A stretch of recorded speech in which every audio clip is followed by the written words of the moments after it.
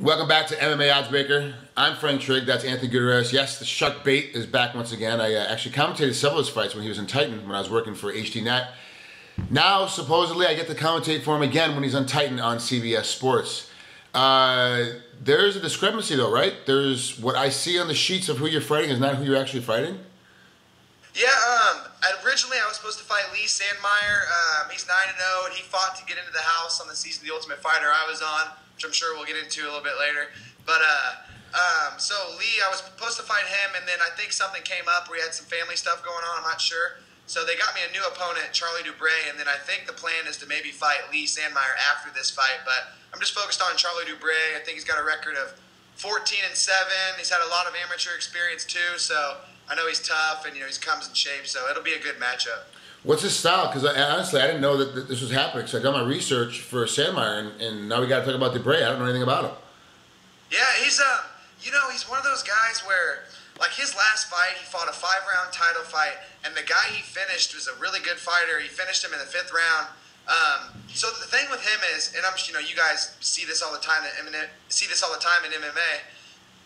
The guy I'm fighting literally has lost to turds, but then he's gone off and beat really good guys too. So I think it just depends, like, who shows up. I know he's left-handed, he's tall. I think he's just one of those Midwest fighters where he's had over 40 fights if you include his amateur fights. So he's one of those guys where he's game, he's not going to gas, he's tough, and I just got to be prepared for a killer. And is he more of a striker, or is he more of a wrestler? Is he more of a grappler? What's his main forte? Is he one of those real true Midwest guys where he just kind of does everything? I would probably try to describe him as a C-plus fighter everywhere, maybe a few C-minuses. And if you add all those C-minuses together, maybe you get a B-level fighter. But I think he might be one of those guys where if I'm giving him trouble on the feet, I got to start looking that he's going to shoot in. If he's killing me on the feet, he's probably going to look, to keep it there. I don't really know. I mean, I've seen him win by submission. I've seen him win on the feet. So I'm just kind of, have my own game plan, and I'm going to make sure to try to make him back up the whole time. No, just for this guy, is that your way where I just have my own game plan and I'm gonna go through it? Is this how you fight all your fights? I just have my own game plan. I kind of do what I do, and I force him to get beat by what I do. One of my theories in MMA is, like, the sport evolves so fast that, I think last night I was looking up videos of Charlie Dubray, and, I'm pulling up YouTube videos from 2008, 2009, 2010, and it's like, dang, it's 2014. If I think about the fighter I was 2009, I sucked. Yeah. And so, like now in 2014, watching the video and stuff, I overthink stuff, so then I get paranoid. And so for him, I'm just expecting that he's evolved and he's really, really good, and I'm expecting the best. I think once I get to a higher level in MMA where I'm starting to fight like seasoned UFC veterans to where you can find real footage within the last 6 months to a year, and actually I think that makes more sense to game plan off of those guys. But for a guy like Dubray that fights every month and has fought, millions of times, I just got to expect someone completely different than the videos.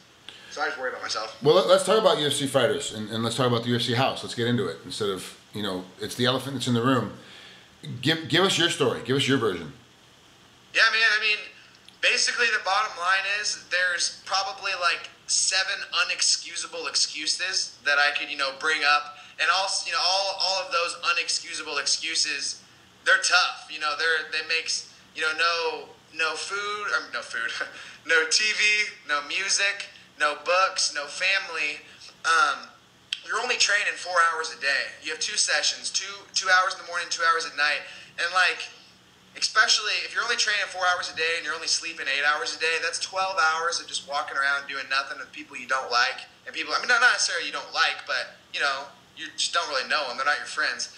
And so a lot of that had to do with it. Another thing is, which I'm sure, any fighter can, sympathize with this, but cutting weight 3 times in a 6.5-week period, it's pretty rough. I think you fight at 185 and 170, you probably walk around like 200. So imagine going 285, 285, 285 in 6 weeks 3 times. Now, I'm sitting here making these excuses, and it does sound tough, but hell, everyone's been doing it for the last 10 years or whatever. So bottom line is these would just be warnings to people that I would recommend. Like, if I had to do it all over again, I would absolutely do the show again.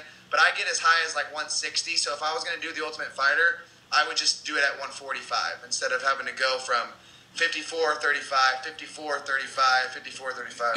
And when you didn't make weight, and by the way, I only weigh 190 right now, so I'm just sort of understands. And I'm losing weight to go down to 180. So now that I'm retired, I don't have to be as bulky and big. And now that I'm doing a lot more camera stuff, I have to make my big melon head look a lot smaller. So I gotta lose weight. Gotta get those cheekbones. Gotta get my cheekbones out. Get the nice high cheekbones. They're a lot of the guys like I talked to Kenny Florian briefly about this when he was on the Ultimate Fighter. I forget the weight class he was at, but he was like 85 or 70 or something. It was like some really high weight class. And then he dropped all the way down to 55 for his challenges. And it's like the Ultimate Fighter is kind of situated where if I'm going on the Ultimate Fighter at 190 pounds, I would have to do it 185. Like I have to be 185 pounds. I could not make 170 3 times in 6 weeks. There's no way for anybody to be able to do that. It's kind of set up so that you have to be out of your weight class, win the show, and then drop down to your normal weight class after you win the show. There's no way to really battle. Do you think there'd be a better way, now that you've been on the show, to have guys like at 135, that's your natural weight class, that's where you want to fight, that's where you want to compete for the UFC. Is there a way they could have adjusted the show so that'd be better for guys to make their weight and fight in their weight class the entire time? I mean, yeah, like, I guess there would be more a choice from the fighter instead of changing the rules of the show, because I like the show and I like the rules of it. I think just the fighter should make his decision. Like, so you wouldn't go to an Ultimate Fighter at 170 because you don't want to go 20 up, 20 up, 20 up. So you'd go at 85 because 5 is easily doable. You can do that in one workout. So, the main thing is guys like Chris Holdsworth who won it, Michael Wooten, David Grant, all those guys on the show, I'm just going to be real. They weighed the same as me. They weren't any lighter. They were just as big as me.